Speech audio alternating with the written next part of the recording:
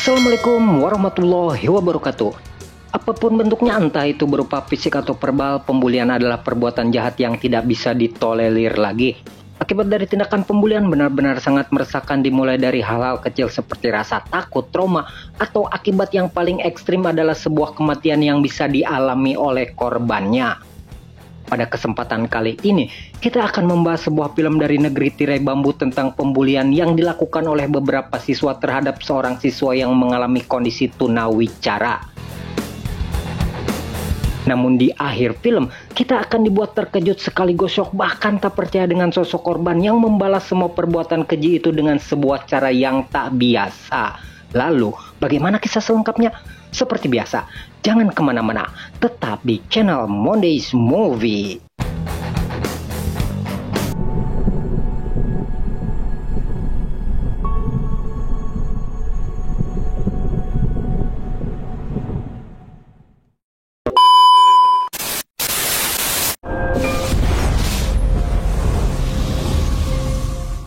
Film berlatar di sebuah sekolah tingkat menengah atas di wilayah pedesaan.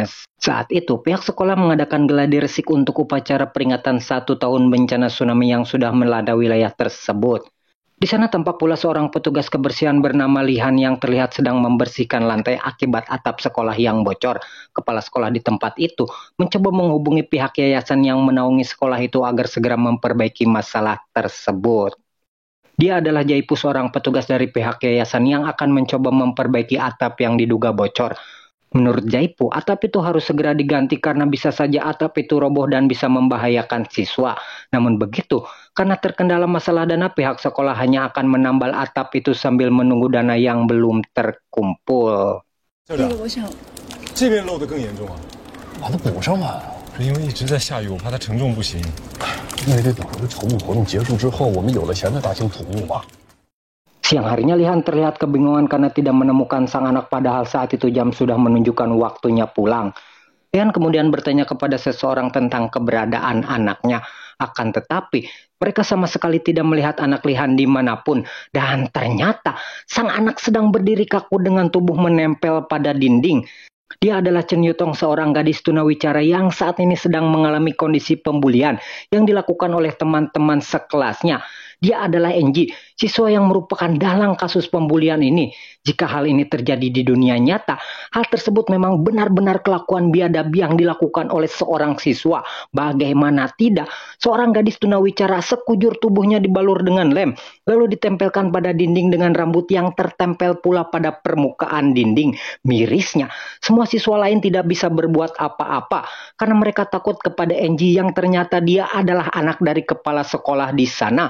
Bahkan seorang satpam pun tidak mau terlibat saking ketakutan mereka kepada sosok Enji ini. Apa macam? Semua balik. Di sana kita akan melihat Enji yang sudah kehilangan HP-nya dan menuduh Yutong telah mencurinya. Meskipun hal itu belum tentu Yutong yang melakukannya. Setelah para pembuli itu pergi, datang Lihan yang harus menyaksikan anaknya terlihat pasrah dan tak berdaya. Sebagai seorang ibu, hati Lihan tentunya hancur sehancur-hancurnya melihat apa yang sudah menimpa anaknya. Namun sekali lagi, dia pun tidak bisa berbuat apa-apa karena melaporkan Enji sama saja dengan perbuatan yang sia-sia. Yang dia lakukan hanya bisa pasrah dengan keadaan tersebut. Malam harinya para pembuli itu kembali berkumpul dan sepertinya akan kembali merencanakan sesuatu. Namun begitu, Enji tampaknya tidak berada di antara kelompok siswa tersebut. Setelah apa yang mereka lakukan kepada Yutong tadi siang, mereka pikir bahwa tindakan itu hanya hal biasa yang tidak memiliki konsekuensi apa-apa. Tapi ternyata apa yang mereka pikirkan tidak sepenuhnya benar. Entah ini ada kaitannya atau tidak dengan peristiwa pembulian terhadap Yutong. Di sana kita akan melihat keadaan yang cukup menyeramkan ketika ketiga siswa itu ada yang membantai. Sosok misterius hadir di tempat itu dan benar-benar menjadi mimpi buruk bagi para pembuli itu. Dia dengan sadis dan brutal menghabisi ketiga siswa tersebut tanpa ampun.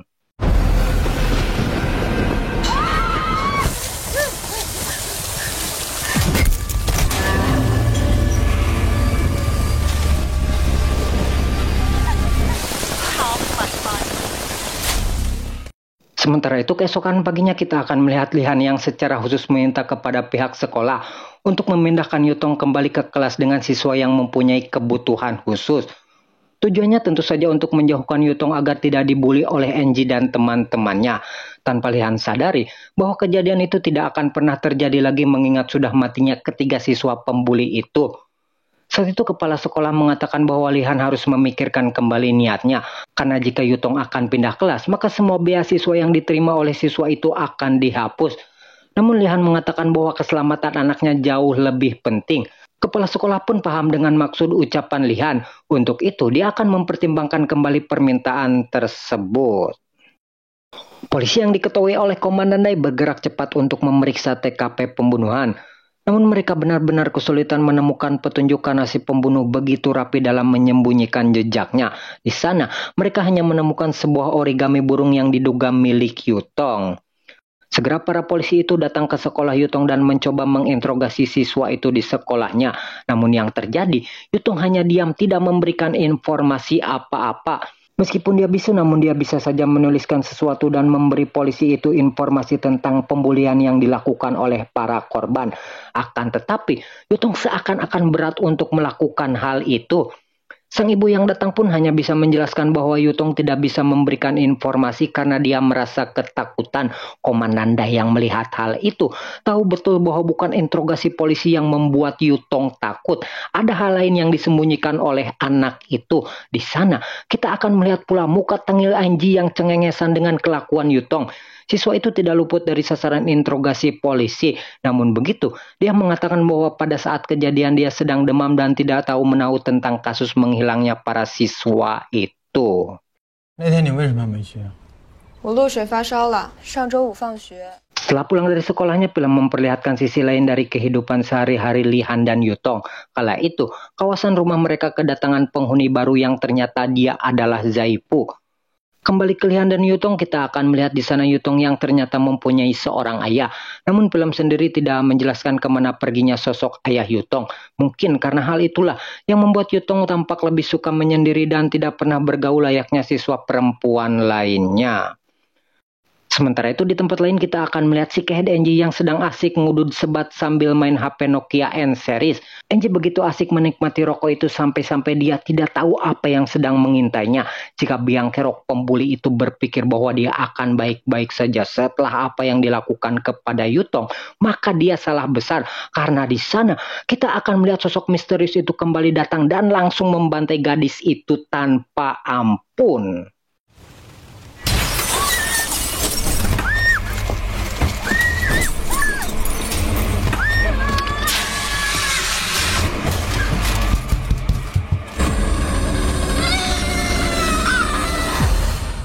Kembali ke sekolah hari ini merupakan acara peringatan 1 tahun tsunami yang akan diadakan di sekolah itu. Semua murid pun tampak berkumpul untuk memperingati acara itu. Kepala sekolah mencoba menelepon Enji yang tampak tidak hadir di acara tersebut. Ya jelaslah dia kan sudah dibantai. Namun yang aneh, nada dering HP Enji terdengar samar-samar di tempat itu. Kepala sekolah pun tidak begitu khawatir karena mungkin saja anaknya sedang mengobrol dengan temannya hingga dia tidak begitu memperhatikan nada dering HP-nya. Kepala sekolah kemudian menuju ke depan untuk menarik sebuah bola perayaan yang dijadikan sebagai simbol dan puncak dari acara ini. Dan setelah tali itu ditarik,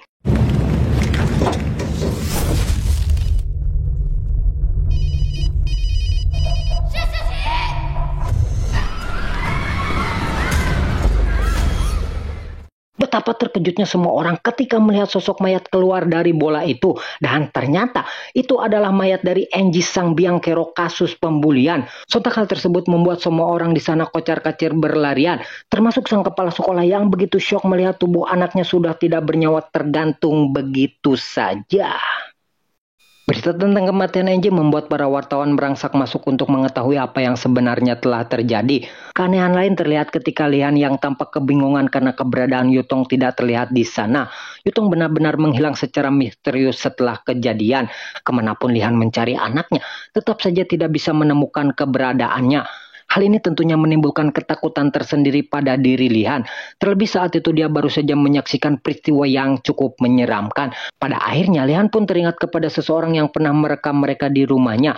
Dan kemungkinan besar sosok tersebut menjadi orang yang bertanggung jawab atas menghilangnya Yutong saat ini. Ternyata sosok perekam misterius itu memang benar-benar ada di lingkungan sekolah itu. Kecurigaan pun mulai mengarah kepada Jaipu karena selama ini gerak-gerik pria itu mencurigakan. Meskipun hal tersebut belum terbukti kebenarannya, namun kepala sekolah meminta pihak kepolisian untuk memeriksa pria itu. Tak hanya itu, hal senada juga dirasakan oleh Lihan bahwa orang misterius yang selama ini mengikuti mereka, kemungkinan besar orang itu adalah Zaifu. Segera Lihan pergi ke kamar Jaipu untuk meminta keterangan dari orang itu. Dan di sana, Lihan menemukan jam tangan milik Yutong yang terjatuh di sebuah solokan. Dia kemudian melakukan sebuah hipotesis tentang bagaimana Yutong diculik. Goresan pada dinding menggambarkan jelas bagaimana Yutong berkelahi dengan pria itu untuk mempertahankan dirinya. Kecurigaan Lihan tentang peristiwa penculikan Yutong semakin diperkuat dengan ditemukannya beberapa benda milik Yutong.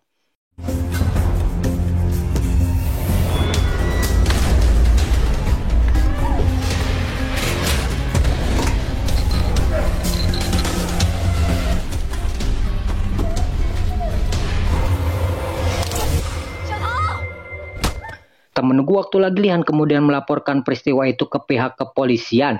Dia kemudian memperlihatkan sebuah rekaman tentang Jaipu yang sedang membuang beberapa kantong sampah. Lihan menduga bahwa di sana dia menyembunyikan Yutong. Untuk itu, dia pun mencoba mengejar truk sampah dan membuka semua kantong sampah yang telah dibuang oleh pria itu. Dan di sana, Lihan melihat sosok misterius yang diduga menjadi dalang semua kasus kejahatan ini. Setelah dia tertangkap, ternyata dia bukanlah Jaipu melainkan seorang anak remaja seumuran Yutong.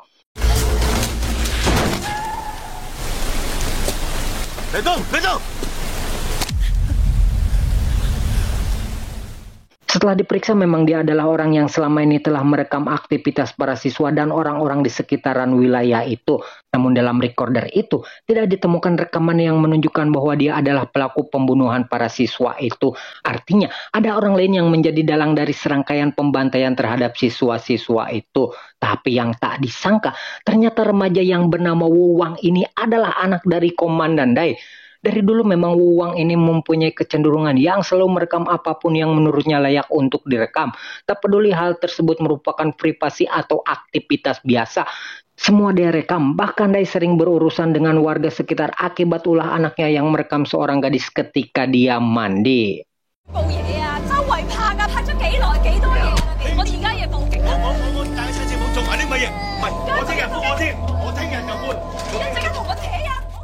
Setelah melihat beberapa video, Lihan kemudian menemukan rekaman tentang Yutong yang sedang dibawa oleh orang misterius itu. Dia kemudian bertanya kepada Wu Wang kenapa saat itu dia tidak melapor polisi dan justru malah asik menonton dan merekam peristiwa itu. Dengan muka tengil, Wu Wang kemudian menjawab bahwa saat itu dia sedang mencoba melindungi Lihan.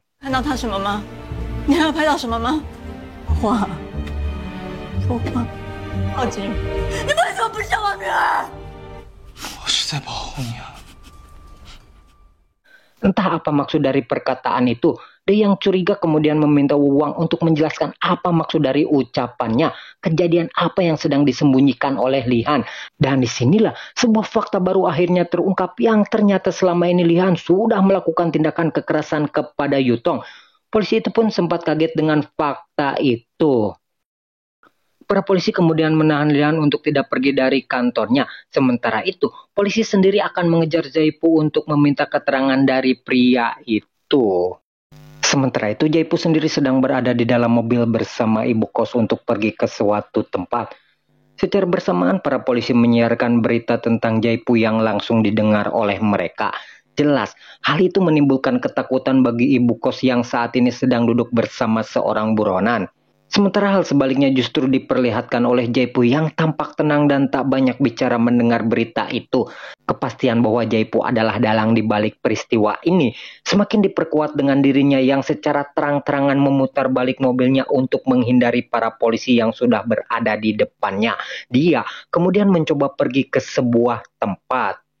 Di sisi lain, Lihan yang sudah kabur dari kantor polisi kemudian pergi ke sebuah tempat yang cukup asing bagi dirinya. Tempat itu sendiri diketahui sering dikunjungi oleh Jaipu. Menurut informasi yang sudah dia dapatkan dari pengurus yayasan yang selama ini bekerja bersama penjahat itu. Dan benar saja, di sana Lihan menemukan 3 bangkai siswa yang sudah dihabisi oleh Jaipu sebelumnya. Kejadian ini semakin menambah kekhawatiran Lihan tentang nasib Yutong yang belum ditemukan keberadaannya. Jaipu sendiri membawa ibu kos ke sebuah gedung yang terbengkalai. Dan di tempat itu, kita akan melihat sebuah fakta lain sekaligus peristiwa yang memicu atau mendorong Jaipu melakukan serangkaian pembantaian ini. Scene kemudian flashback ketika Yutong sedang bersama seorang siswa yang bernama Hui Jun. Diketahui bahwa Hui Jun ini merupakan anak dari Jaipu yang ternyata pernah bersekolah di tempat yang sama bersama Yutong saat itu. Dan disinilah kita akan melihat kenapa saya begitu marah dan tidak suka dengan sosok Enji. Siswa pembuli itu ternyata sudah melakukan pembulian bukan hanya kepada Yutong semata. Jauh sebelum dia melakukan pembulian kepada Yutong, Enji rupanya sudah melakukan pembulian kepada Hui Jun dengan memberikan sebuah mahkota yang terbuat dari duri sebuah pohon.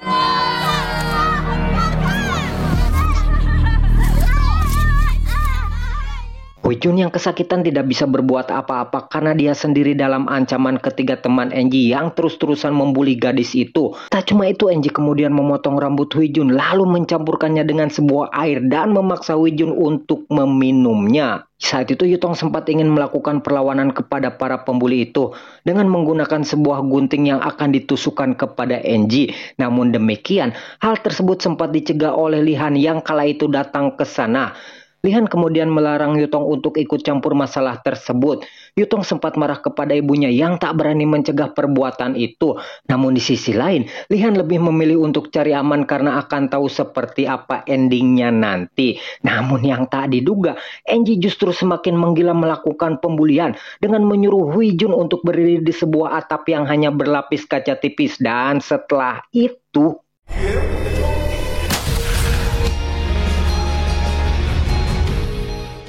Hui Jun jatuh dari atap dan dinyatakan meninggal di tempat. Enji yang ketakutan kemudian pergi dari TKP dan harus kehilangan ponselnya.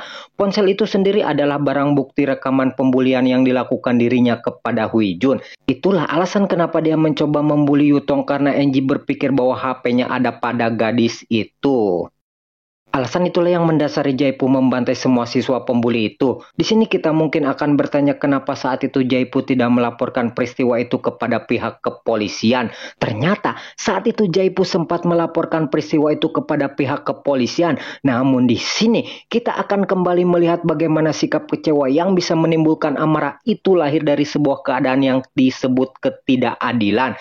Scene kemudian flashback ketika kematian Hui Jun namun dilihat dari perspektif lain. Di sana kita akan melihat Pastor Feng yang sedang mengajar semua siswanya.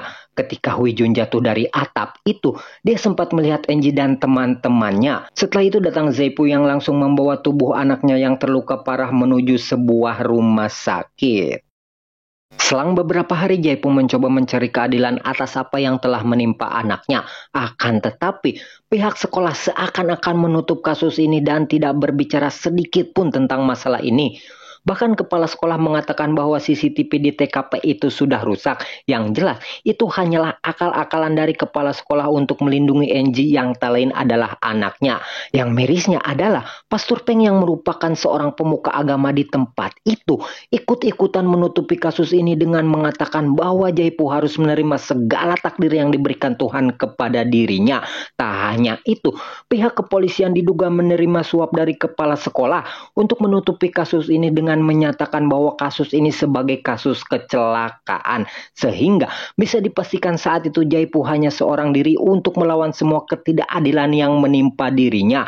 Tapi yang tak diduga, entah siapa orang yang telah menolongnya. Tiba-tiba di dalam loker milik anaknya Jaipu menerima sebuah HP yang berisi perundungan yang dilakukan Enji kepada anaknya.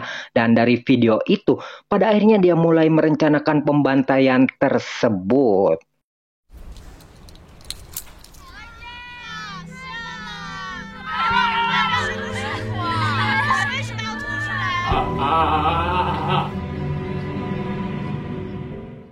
Ketika akan menghabisi pesurpeng muncul Lihan hingga terjadi pertarungan antara dirinya dengan Zaifu.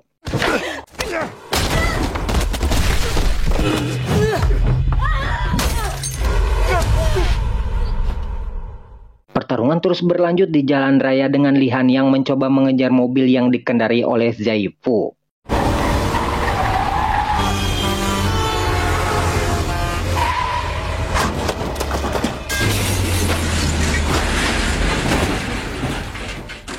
Dan saat kedua mobil itu terguling, Lihan langsung menghampiri Zaifu untuk menanyakan keberadaan anaknya. Zaifu mengatakan bahwa dia mengubur Yutong di kebun jeruk milik Lihan. Akan tetapi, Lihan tampaknya tidak puas dengan jawaban Zaifu dan seperti tahu bahwa Zaifu tidak mungkin mengubur anaknya di tempat itu.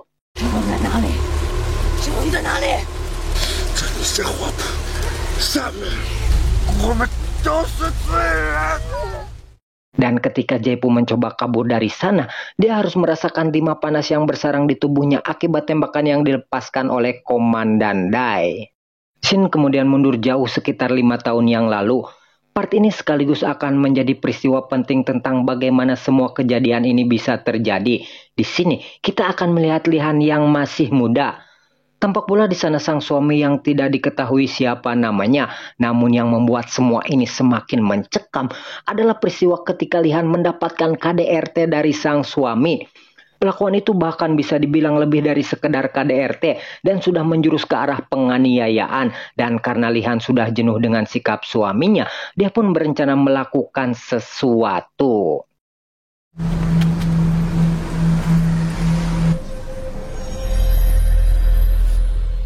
Kembali ke zaman sekarang, Zaifu yang ternyata masih bisa lolos dari tembakan Komandan Dai kali ini akan diinterogasi oleh pihak kepolisian untuk mencari tahu keberadaan Yutong. Dai memperlihatkan rekaman tentang Zaifu yang mencoba menyiksa Yutong. Namun demikian, lagi-lagi Zaifu mengatakan bahwa dia telah mengubur Yutong di kebun jeruk milik Lihan. Segera para polisi menggeledah tempat itu dan memang menemukan sebuah kerangka manusia. Tapi ternyata memang di sana ditemukan kerangka manusia, akan tetapi struktur kerangka itu menunjukkan bahwa kerangka itu milik orang dewasa yang berjenis kelamin laki-laki. Karena faktanya kerangka yang para polisi temukan bukan kerangka milik Yutong, melainkan kerangka milik suami Lihan. Setelah peristiwa KDRT yang dia terima, Lihan sudah membulatkan tekadnya untuk menghabisi sang suami. Dia kemudian mengubur mayat orang itu di kebun jeruk tersebut.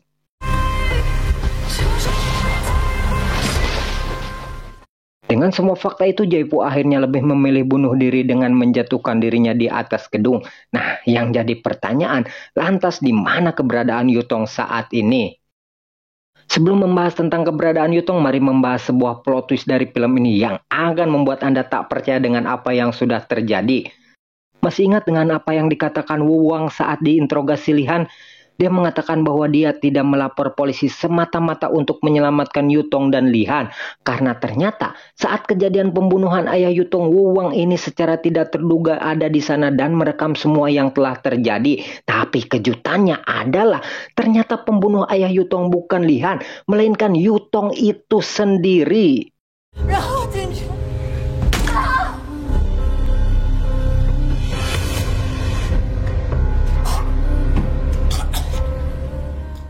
Setelah polisi mengetahui fakta itu, Lihan kemudian meminta agar polisi menghukum dirinya saja.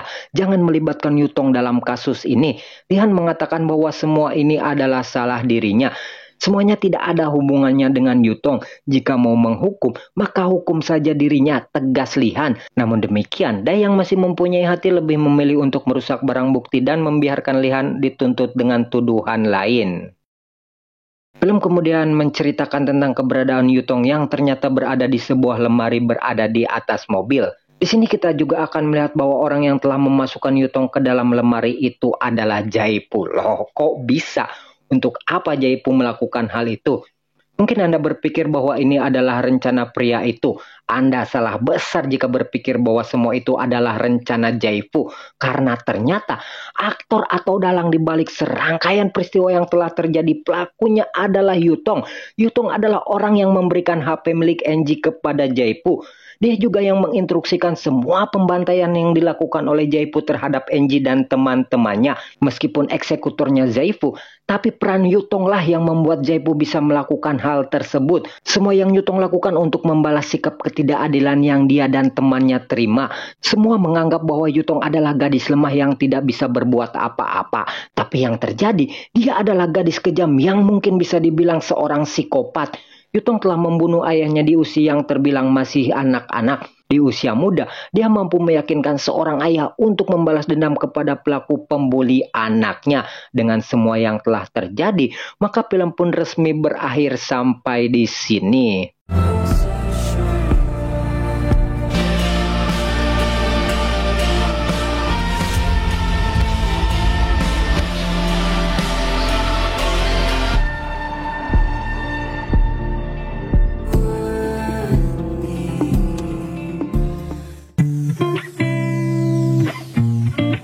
Tidak begitu banyak penjelasan dari film ini karena filmnya sendiri sudah menjelaskan semua konflik dan plot twist yang telah terjadi. Hanya satu pertanyaan saya.